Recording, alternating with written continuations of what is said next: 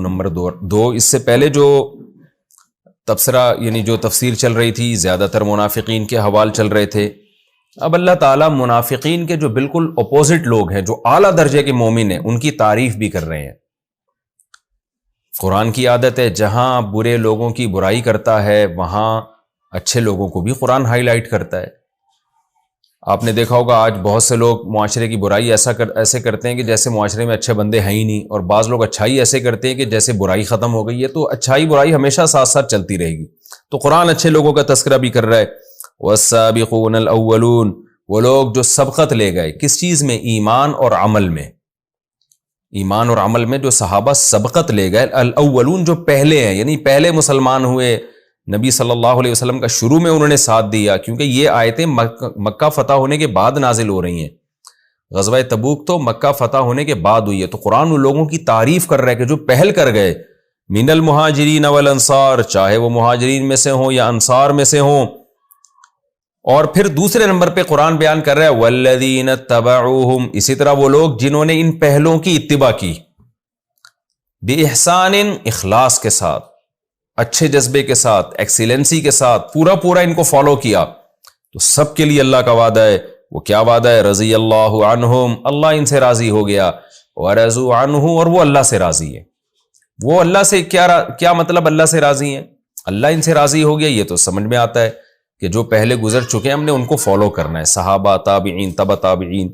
تو یہ قیامت تک کے لوگ اس میں آ گئے، جو بھی قیامت تک مسلمان آئیں گے، جو صحابہ، تابعین، تبع تابعین اور اپنے پہلے سے بزرگوں کو فالو کریں گے شریعت کے معاملے میں، تو اللہ سب کو خوشخبری دے رہا ہے کہ یہ اللہ سے راضی ہیں، اللہ ان سے راضی ہے۔ تو یہ اللہ سے راضی ہیں کیا مطلب؟ کہ بھئی اللہ جو ان کو حکام دے رہا ہے اس پہ مطمئن ہے۔ منافقین کی طرح نہیں ہے کہ جب مشکل حکام آئے تو پھر یہ اللہ نے کیا حکم دے دیا، یہ تو بڑا مشکل حکم دے دیا، تو بڑی ٹینشن والا حکم دے دیا۔ تو جب یہ اللہ سے راضی ہیں، پھر اللہ ان کے ساتھ کوئی جو بھی احوال کرے، خوشی میں بھی اللہ سے خوش ہیں، غم میں بھی اللہ سے خوش ہیں، غم میں صبر کرتے ہیں، اور انا للہ و انا الیہ راجعون کہتے ہیں کہ بھئی ہم اللہ کے غلام ہیں، اللہ جو چاہے کرے۔ جیسے پیچھے آیتیں گزر چکی ہے نا، قل هل تربصون بنا الا احدى الحسنيين، کہ ہمیں اگر غم پہنچے یا خوشی پہنچے تو دونوں حسنہ ہیں ہمارے لیے، کیونکہ اللہ ہمارا مولا ہے، وہ ہمارا دوست ہے، وہ اگر ہمیں غم بھی دے رہا ہے تو ہمارے فائدے کے لیے دے رہا ہے۔ تو اس معنی میں یہ اللہ سے راضی ہیں، اور اللہ بھی ان سے راضی ہے۔ وَأَعَدَّ لَهُمْ جَنَّاتٍ، جب اللہ راضی ہوتا ہے تو پھر اس کے بدلے میں کیا دیتا ہے؟ اللہ کہتے ہیں میں نے ان کے لیے باغات تیار کر کے رکھے ہیں جن کے نیچے نہریں بہتی ہیں، خالدین فیہا ابدا، ہمیشہ ہمیشہ ان باغات میں یہ رہیں گے۔ ذالک الفوز العظیم، یہ بہت بڑی کامیابی ہے۔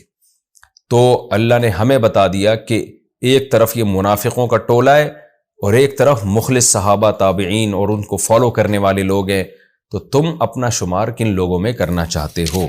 آگے اللہ نے اور مزید کچھ منافقین کا ذکر کیا۔ اب تک جتنے منافقین کا تذکرہ ہے یہ وہ لوگ ہیں جن کو رسول اللہ صلی اللہ علیہ وسلم اور صحابہ کرام پہچانتے تھے، لہذا ان سے ہوشیار بھی رہتے تھے۔ لیکن قرآن ہوشیار کر رہا ہے نبی صلی اللہ علیہ وسلم کو اور صحابہ کو کہ بہت سے منافقین ایسے ہیں کہ جو اتنے ہوشیار ہیں، اتنے چالاک ہیں کہ ان کے بارے میں صرف ہمیں علم ہے، آپ کو علم نہیں ہے۔ وہ لفاظی اور چکنی چپڑی باتوں سے ایسے لگیں گے جیسے ان سے زیادہ نیک دنیا میں کوئی مسلمان نہیں ہے۔ تو نبی صلی اللہ علیہ وسلم کو ہوشیار کیا جا رہا ہے کہ آپ ان سے ہوشیار رہیں، اور ان بدبخت منافقین کو وعید سنائی جا رہی ہے کہ تمہارے لیے دگنا عذاب ہے۔ دگنا عذاب کیوں ہے؟ اس لیے کہ تمہاری منافقت دگنی ہے۔ منافقت کسے کہتے ہیں؟ ظاہر کچھ باطن کچھ۔ تو جو چھوٹا منافق ہوتا ہے نا وہ اپنی باتوں سے پکڑا جاتا ہے، بڑا منافق اتنا 2 نمبر ہوتا ہے کہ وہ اتنا زیادہ جھوٹ بولتا ہے کہ اس کے بارے میں صحابہ کو وہم ہی نہیں ہوتا تھا کہ یہ منافق بھی ہو سکتا ہے۔ تو اس لیے قرآن ان کا تذکرہ کر رہا ہے کہ کچھ ایسے لوگ تمہاری صفوں میں شامل ہیں کہ جو ایسے اعلیٰ درجے کے منافق ہیں کہ ان کو پہچاننا تمہارے لیے بہت مشکل ہے، لیکن اللہ ان کو جانتا ہے، اس لیے اللہ نے آیتیں نازل کر دی تاکہ وہ منافقین سدھر جائے۔ قرآن کہہ رہا ہے وَمِمَّنْ حَوْلَكُمْ مِنَ الْأَعْرَابِ، تمہارے ارد گرد دیہاتیوں میں سے، یعنی مدینہ کے گرد جو گاؤں آباد ہیں ان میں، من کا معنی ان میں سے کچھ لوگ منافقون منافق ہیں، وَمِنْ أَهْلِ الْمَدِينَةِ اور مدینہ والوں میں سے بھی، مَرَدُوا عَلَى النِّفَاقِ جو اپنے نفاق پر ڈٹے ہوئے ہیں، لَا تَعْلَمُهُمْ ان کی خاصیت کیا ہے کہ تم ان کو نہیں جانتے۔ نحن نعلمہم، ان کو ہم جانتے ہیں، لیکن چونکہ یہ منافقت میں بہت بڑے ہوئے ہیں، بہت بڑے لفاظ ہیں، بہت بڑے کذاب ہیں کہ یہ تمہیں شک بھی نہیں ہوا ان کے بارے میں، تو اس لیے ان کو عذاب بھی عام منافقین کی نسبت دگنا ہوگا۔ قرآن میں آتا ہے نا کہ ان المنافقین فی الدرک الاسفل من النار، کافر کا جو جہنم میں مقام ہے منافق کا اس سے بھی نیچے مقام ہے۔ تو اس لیے قرآن یہاں بھی کہہ رہے کہ یہ منافقوں کا ان منافقوں سے بھی نیچے مقام ہے۔ وہ کیا ہے؟ سنعذبہم مرتین، ہم ان کو 2 دفعہ عذاب دیں گے۔ یہ 2 دفعہ عذاب کا مطلب 2 دفعہ بھی ہو سکتا ہے، اور عربی میں مرتین کا لفظ دگنے کے معنی میں بھی استعمال ہوتا ہے۔ دگنے کا مطلب کیا ہے؟ کہ دگنا عذاب دیں گے۔ یہ دنیا کا عذاب مراد ہے یا قبر کا عذاب مراد ہے؟ آگے قرآن کہتا ہے ثم یردون الی عذاب عظیم، پھر ان کو بہت بڑے عذاب کی طرف لوٹایا جائے گا، یعنی قیامت کا عذاب جو جہنم کی آگ ہوگی۔ تو قرآن اس سے پہلے دگنا عذاب دے گا۔ اس دگنے عذاب سے کیا مراد ہے؟ مفسرین کی اس میں مختلف آراء ہیں۔ بعض حضرات نے کہا کہ نفاق خود ایک عذاب ہے، کیونکہ منافق کو ہر وقت کھٹکا لگا رہتا تھا کہ بھئی میری پول پٹیاں نہ کھل جائیں، تو ان کو ڈبل کھٹکا لگا رہتا تھا۔ تو یہ ڈبل کھٹکا جو ہے نا، یہ بھی ایک ڈبل عذاب ہے۔ یہ ایک عام منافق ایک بے چینی میں ہوتا ہے، ہمیشہ سکون میں 1 نمبر آدمی ہوتا ہے، جو ظاہر میں جو کچھ ظاہر ہے وہی باطن ہے، وہ دوغلی پالیسیاں نہیں ہوتی اس کی۔ تو منافق کی دوغلی پالیسی کی وجہ سے وہ ہر وقت عذاب میں رہتا ہے، یہ بے سکونی ہے۔ تو قرآن کہہ رہا ہے کہ ان کو وہ والی بے سکونی والا عذاب دگنا ہوگا۔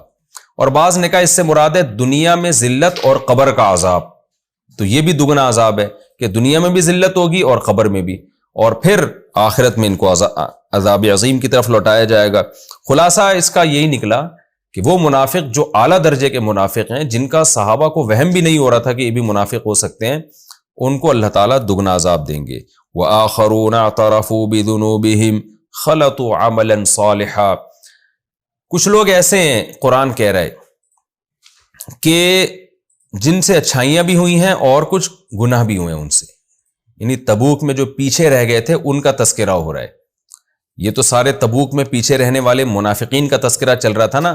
3 قسم کے لوگوں کا اللہ نے 4 قسم کے لوگوں کا اللہ نے ذکر کیا۔ ایک منافق جو نارمل منافق ہوتے ہیں، دوسرے وہ منافق جو نفاق میں بہت پکے ہیں، ان کا تذکرہ بھی ہو گیا، تیسرے وہ جو ایمان میں بہت پکے ہیں، جن کو والسابقون الاولون من المہاجرین والانصار اس رکوع کے شروع میں جن کا تذکرہ ہوا، چوتھے وہ لوگ جو ایمان میں کچے ہیں، یعنی 4 طبقے ہو گئے۔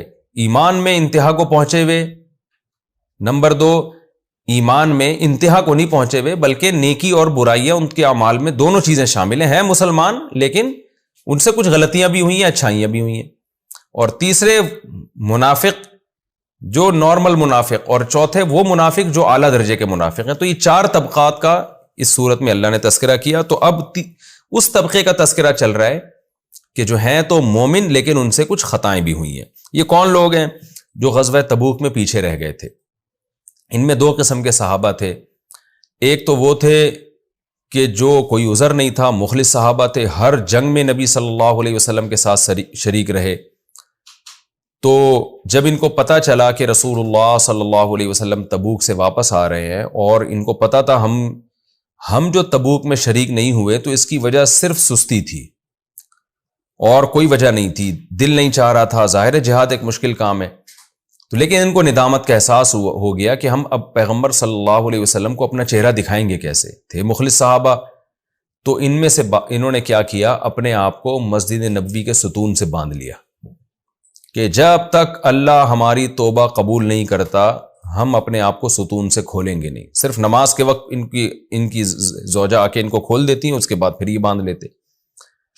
تو اللہ تعالیٰ نے ان کی توبہ قبول کی اور اس کا تذکرہ ان آیتوں میں ہے۔ دوسرے وہ صحابہ تھے کعب ابن مالک اور ہلال ابن امیہ اور مرارہ ابن ربیع۔ ان میں مرارہ ابن ربیع تھوڑے سے ایجڈ تھے اور ہلال ابن امیہ بھی تھوڑے ایجڈ تھے، اور یہ جو کعب ابن مالک تھے یہ بالکل ینگ اور جوان تھے۔ یہ تینوں مالدار صحابہ تھے، ان کو بھی کوئی عذر نہیں تھا غزوہ تبوک میں نہ جانے سے۔ لیکن کیا ہوا کہ یہ بھی نہیں گئے، اور جب نبی صلی اللہ علیہ وسلم تبوک سے واپس آئے تو آپ صلی اللہ علیہ وسلم نے تینوں کو بلایا۔ تو یہ کعب ابن مالک رضی اللہ تعالیٰ عنہ کی بڑی لمبی حدیث ہے، صحیح بخاری میں بھی ہے، صحیح مسلم میں بھی ہے، بڑی دلچسپ واقعہ ہے، بہت بہت لمبا واقعہ اور بڑا ہی دلچسپ واقعہ ہے، تو آپ کو موقع ملے تو یہ پورا ڈیٹیل سے واقعہ پڑھیں۔ تو کعب بن مالک رضی اللہ تعالیٰ عنہ کہتے ہیں کہ ہمارے دل میں بھی وسوسے آنے لگے کہ دیکھو یہ جو منافق لوگ ہیں جھوٹ بولتے ہیں کہ یہ عذر تھا اور نبی ان کے عذر کو قبول کر کے چھوڑ دیتے ہیں، تو شیطان ہمارے دل میں بھی وسوسے ڈال رہا تھا کہ ہم بھی آ کے کوئی بہانہ کر دیں۔ بعض لوگوں نے بھی کہا بھائی تم بھی بہانہ کر دو ورنہ نبی کتنے غضبناک ہوں گے تمہارے اوپر، تو نبی کے غضب سے بچنا بھی تو اللہ کا حکم ہے۔ کہتے ہیں لیکن ہم نے فیصلہ کیا کہ ہم سچ بولیں گے، ہم جھوٹ نہیں بولیں گے۔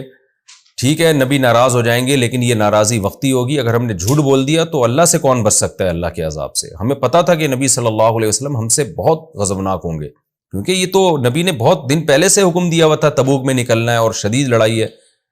تو حضرت کعب بن مالک رضی اللہ تعالیٰ عنہ فرماتے ہیں کہ میں اور میرے دونوں ساتھی آئے تو نبی کی خدمت میں بیٹھے، آپ صلی اللہ علیہ وسلم نے ہم سے پوچھا آپ تینوں کیوں غائب ہو گئے؟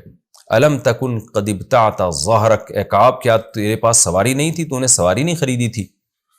حضرت کعب بن مالک فرماتے ہیں ہم نے بالکل سچ سچ کہہ دیا، یہاں تک بھی کہہ دیا کہ یا رسول اللہ جتنا مال میرے پاس اس موقع پر تھا اس سے پہلے کبھی بھی میرے پاس اتنا مال نہیں تھا، اللہ نے مجھے بہت نوازا تھا، کوئی عذر نہیں تھا اور کوئی میرے پاس عذر نہیں ہے جو میں آپ کے سامنے پیش کروں، غلطی ہے گناہ کا معترف ہوں میں۔ تو بخاری مسلم کی حدیث ہے، آپ صلی اللہ علیہ وسلم نے ان سے فرمایا قم حتی یقضی اللہ فیک، دونوں صحابی کو بھی کہا کہ آپ بھی جائیں اور کعب بن مالک کو کہا کہ آپ بھی جائیں، اللہ آپ کے بارے میں فیصلہ کرے گا، جن کا ان آیتوں میں تذکرہ ہے۔ وآخرون مرجون لامر اللہ، وہ ہم ابھی تفسیر میں پڑھتے ہیں، تو میں چھوٹا سا یہ واقعہ ذرا مختصر لفظوں میں آپ کے سامنے پیش کر دوں تاکہ یہ تفسیر پوری طرح سمجھ میں آئے۔ تو کعب بن مالک رضی اللہ تعالیٰ عنہ اور تینوں صحابہ چلے گئے اور ان کے بارے میں آرڈر یہ ہوا کہ تمام صحابہ کو نبی نے حکم دے دیا کوئی بھی ان سے بات نہ کرے۔ اچھا حضرت کعب بن مالک فرماتے ہیں نبی کے چہرے پہ غصے اور غضب کے آثار بھی تھے، کیونکہ یہ مخلص لوگ تھے، یہ تو اپنے لوگ تھے، منافقین کے تو آپ عذر سنتے اور کہتے ٹھیک ہے جاؤ اللہ فیصلہ کرے گا تمہارے، یعنی جو تم ظاہر میں کہہ رہے ہو ہم مان لیتے ہیں کہ عذر ہوگا، یہ اپنے لوگ تھے اور انہوں نے اعتراف بھی کیا، تو آپ نے ان کو حکم دیا کہ جاؤ، اور پھر صحابہ کو حکم دیا کہ ان سے کوئی بھی بات چیت نہ کرے۔ تو حضرت کعب بن مالک فرماتے ہیں کہ یہ دونوں بوڑھے تو گھر میں بیٹھ گئے، تھوڑے ایجڈ تھے، میں تو بازار میں چلتا تھا، نہ کوئی مجھ سے سلام کرتا، نہ کوئی سلام دعا میں سلام کرتا جواب نہیں ملتا مجھے۔ کہتے یہاں تک کہ میں نماز پڑھنے کے لیے آتا مسجد میں تو میں دیکھتا کہ جب میں نماز پڑھ رہا ہوں تو نبی میری طرف توجہ کرتے، جیسے ہی میں سلام پھیرتا تو نبی صلی اللہ علیہ وسلم اپنا چہرہ انور مجھ سے پھیر لیتے تھے۔ کہہ رہے مجھ پر یہ حالات ہو گئے، یعنی 40 دن انہوں نے اس حال میں گزارے ہیں۔ کہتے ہیں یہ حالات ہو گئے کہ زمین اپنی کشادگی کے باوجود ہمیں جیل خانہ لگنے لگی تھی، 40 دن بہت ہوتے ہیں۔ اسی اثنا میں کہتے ہیں کہ میں مدینہ کے بازار میں چل رہا تھا کہ اچانک مجھے آواز آئی من یدلنی علی کعب بن مالک، شام کی طرف سے کوئی بادشاہ آیا تھا عیسائیوں کا، اس کو پتہ چلا تھا کہ کعب بن مالک ایک جوان آدمی ہیں اور محمد صلی اللہ علیہ وسلم کے ساتھ ساری جنگوں میں شریک رہے اور عزت دار آدمی ہے، لیکن ان کے ساتھیوں نے ان کے ساتھ بہت ظلم کیا ہوا ہے، سب نے معاشی بائیکاٹ کیا ہوا ہے، کوئی ان سے بات چیت نہیں کرتا۔ تو اس غیر مسلم بادشاہ نے ارادہ کیا کہ کعب بن مالک کو ابھی ورغلانے کا ہمارے پاس بہترین موقع ہے کہ بھئی دیکھو میں ان کو کہوں گا کہ تم جو ہے تمہارے معاشرے میں عزت نہیں ہے، تم نے پیغمبر کا اتنا ساتھ دیا جنگوں میں، تو اپنے ساتھیوں کا اتنا ساتھ دیا اور آج ان لوگوں نے تمہارا یہ حشر کیا ہے۔ یعنی حضرت کعب بن مالک فرماتے ہیں کہ ہمیں یہ بھی ہماری بیویوں کو بھی حکم دے دیا تھا کہ ان سے علیحدگی اختیار کر لو۔ تو وہ جو 2 بوڑھے صحابی تھے انہوں نے تو قاصد بھجوا کے نبی سے اجازت لے لی کہ یا رسول اللہ ہم بوڑھے ہیں، ہمیں زوجہ میں رغبت بھی نہیں ہے، اور لیکن اگر ہم یہ ہماری بیویاں بھی ساتھ چھوڑ دیں گی تو ہماری گھر میں خدمت کرنے والا کوئی بھی نہیں ہے۔ تو وہ کہتے ہیں کہ ان دونوں کو اجازت نبی نے دے دی کہ ٹھیک ہے ان کی زوجات ان کی خدمت کر سکتی ہیں، لیکن ان سے جو ازدواجی تعلق ہوتا ہے وہ رکھنے کی اجازت نہیں۔ تو ان دونوں صحابہ نے عرض کیا کہ ہمیں جب سے نبی ہم سے ناراض ہوئے ہیں، ان کی زوجات نے کہا کہ یا رسول اللہ ہمارے شوہر جو ہے ان کے تو حلق سے نوالا نہیں اتر رہا، تو ان کے زوجہ کی طرف رغبت کا تو سوال ہی پیدا نہیں ہوتا، یہ تو رو رہے ہیں، مسلسل رو رہے ہیں اس دن سے جس دن سے نبی صلی اللہ علیہ وسلم نے اپنے رخسار کو ان سے پھیرا ہے، اس وقت سے یہ مسلسل رونے میں لگے ہوئے ہیں۔ تو حضرت کعب بن مالک کہتے ہیں مجھے جب پتہ چلا تو میں نے سوچا میں بھی نبی سے اجازت لوں کہ میری زوجہ بھی میرے ساتھ رہ لے، کیونکہ زوجہ بھی چھوڑ کے چلی گئی.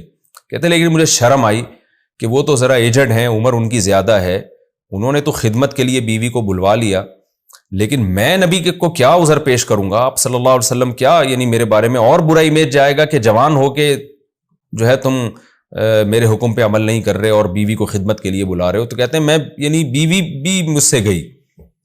تو کہتے ہیں اسی غم کے پہاڑ جب مجھ سے ٹوٹ رہے تھے، اور وہ کیفیت جو قرآن نے آگے بیان بھی کی ہے، تو کہہ رہے ہیں وہ غموں کے پہاڑ جب مجھ پہ ٹوٹ رہے تھے تو اسی اسنا میں نے دیکھا کہ ایک بادشاہ کی طرف سے، روم کا بادشاہ تھا، شام کا مجھے صحیح طرح یاد نہیں رہا، یہ میرے ذہن سے نکل گیا. خیر بادشاہ کی جو غیر مسلم بادشاہ تھا اس کا ایک قاصد مدینہ میں صدائیں لگا رہا تھا، من یدلنی علی کعب بن مالک، کون ہے جو مجھے بتائے کعب بن مالک کے بارے میں.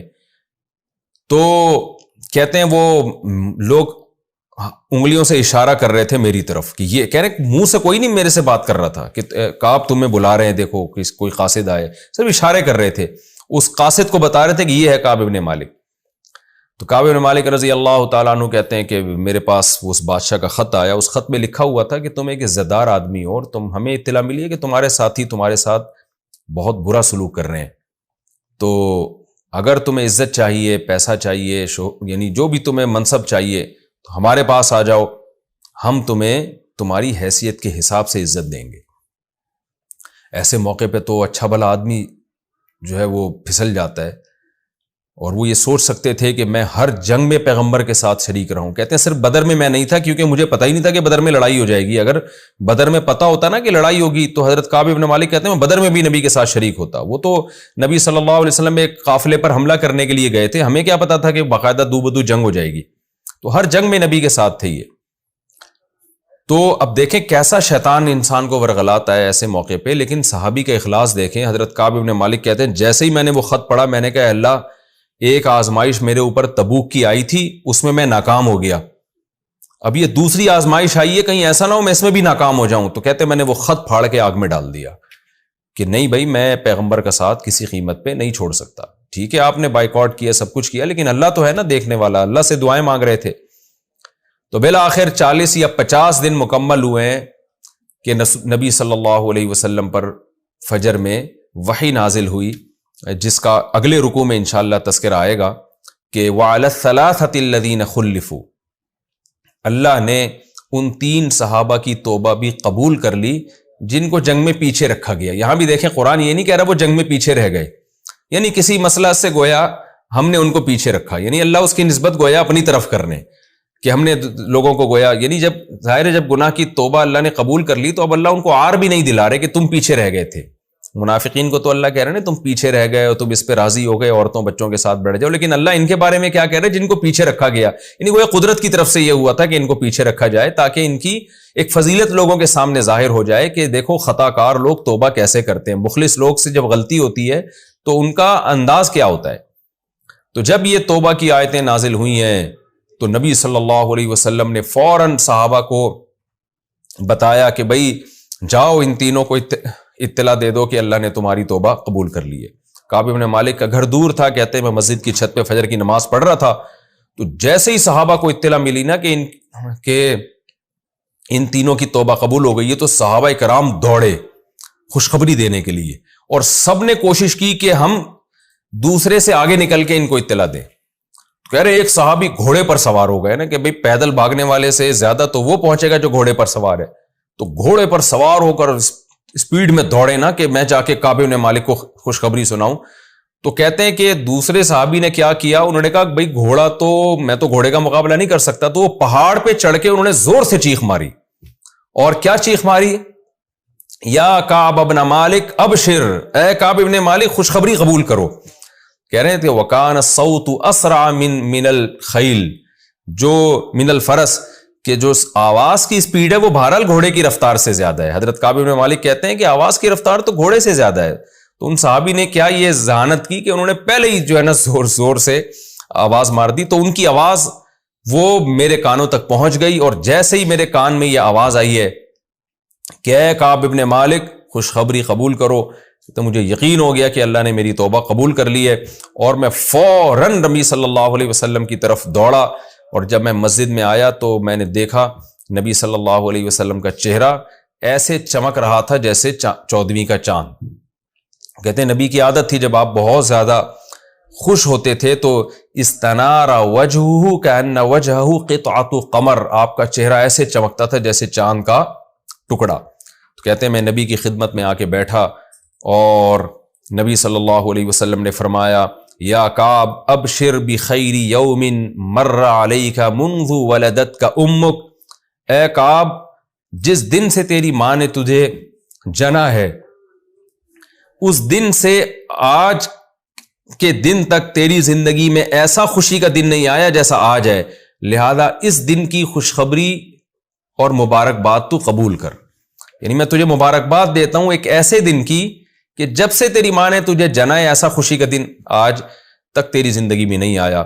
حضرت کعب بن مالک کہتے ہیں مجھے دل میں یہ وسوسہ تھا کہ یہ پیغمبر صلی اللہ علیہ وسلم اپنی طرف سے یہ اعلان کر رہے ہیں، یہ اللہ نے کوئی وحی نازل کی ہے۔ مجھے تو یہ فکر تھی نا کہ اللہ کو راضی کرنا ہے، اللہ نے بھی توبہ قبول کی ہے۔ تو کہتے ہیں میں نے فوراً عرض کیا یا رسول اللہ هل من عندک ام من عند اللہ، یہ جو آپ مجھے مبارکباد پیش کر رہے ہیں یہ آپ کی طرف سے ہے یا اللہ کی طرف سے ہے؟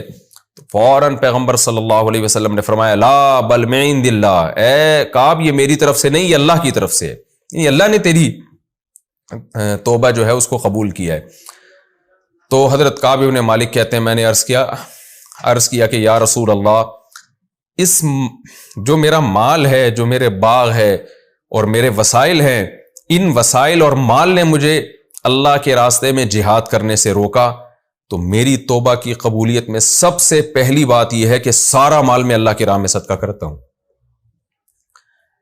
تو فرماتے ہیں رسول اللہ صلی اللہ علیہ وسلم نے مجھے منع کیا، فرمایا نہیں سارا صدقہ مت کرو، اپنے لیے، اپنے بیوی بچوں کے لیے، اپنے گھر والوں کے لیے رکھو۔ تو حضرت کعب بن مالک کہتے ہیں اس کے بعد میں نے عزم کیا اللہ سے کہ اے اللہ تو نے سچ کی برکت سے میری توبہ قبول کی اور مجھے یہ مقام دیا، میں تجھ سے وعدہ کرتا ہوں کہ میں زندگی بھر ہمیشہ سچ بولوں گا، کبھی جھوٹ نہیں بولوں گا۔ کہتے ہیں اس کے بعد سے اللہ نے مجھے بہت آزمایا، کیونکہ میں نے اللہ سے ایک ایگریمنٹ کر لیا تھا، ایک معاہدہ کر لیا تھا، تو بہت سارے مواقع پر اللہ نے مجھے آزمایا کہ لیکن میں نے سچ کا دامن نہیں چھوڑا۔ تو یہ واقعہ تھا جس کا میں نے بہت ہی مختصر کر کے بیان کیا ہے آپ کے سامنے، یہ تو حدیث میں بہت ہی دلچسپ اور بہت ہی طویل واقعہ ہے یہ۔ تو وقت بھی ہمارا مکمل ہو چکا ہے، خیر میں یہ بس یہ آیت پڑھ لیتا ہوں۔ وَآخَرُونَ اعْتَرَفُوا بِذُنُوبِهِمْ، اللہ کہتے ہیں کچھ ان میں ایسے ہیں جنہوں نے اپنے گناہوں کا اعتراف کیا، اس سے مراد وہ لوگ ہیں جنہوں نے اپنے آپ کو ستون سے باندھ لیا تھا۔ خَلَطُوا عَمَلًا صَالِحًا، جنہوں نے اچھے عمل اور کچھ برے عمل کو خلط کر دیا ہے۔ اچھا عمل کیا مطلب؟ ہر موقع پہ نبی کے ساتھ جہاد میں شریک رہے۔ برا عمل کیا؟ تبوک میں وہ پیچھے رہ گئے۔ عَسَى اللَّهُ يَتُوبَ عَلَيْهِمْ، اللہ سے امید ہے اللہ ان کی توبہ قبول کرے گا۔ تو جب میں نے بار بار بتایا تفسیر میں کہ جب اللہ کے لیے امید کا لفظ استعمال ہوتا ہے اس کا مطلب لازمی کرے گا، تو وہ جو ستون سے بندھے ہوئے لوگ تھے ان کے بارے میں اللہ نے یہ آیتیں نازل کی، تو نبی نے ان کو خوشخبری سنائی اور انہوں نے اپنے آپ کو ستون سے کھول دیا۔ ان اللہ غفور الرحیم، بے شک اللہ معاف کرنے والا